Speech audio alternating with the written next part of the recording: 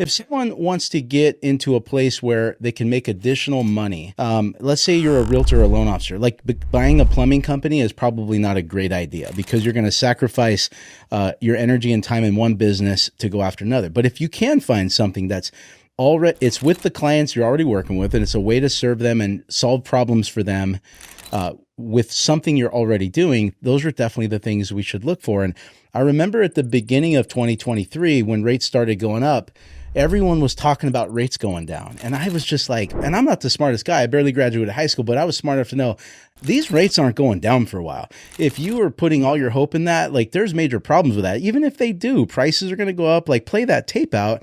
And so I was like, I think we got to ask the question, how do we figure out how to solve the problems that families have right now? And the first thing I was looking at was ADUs, because California was really trying to figure out how to make the ADU play, and they still are. But I realized I was too early to that party because of construction costs and legislation.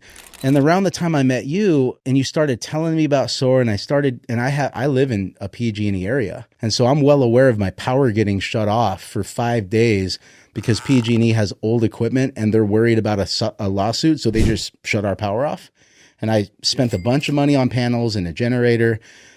But you took it so far with me. Like you started educating me on, I tell everyone all the time, I know more about green energy than I ever wanted to know now. And so, but I actually like it. It's so exciting. What I think a lot of times people make the mistake of when they look at a business, they close their vision to everything else out there. And they're just like, I'm going to do loans, or I'm going to do real estate because it's always going to be around. Well, what they don't pay attention to is that the world around them is changing and disruption is occurring in your industry.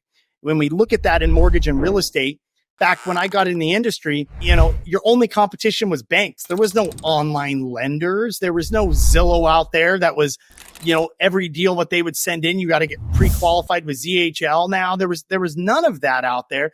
So your industry was insulated. But nowadays, what you have to understand is if your industry is not an actual physical skill of doing plumbing or actually going in there and physically building a house, you're going to get dramatically compressed with margin. And so what you have to do is emulate the companies that have been able to evolve.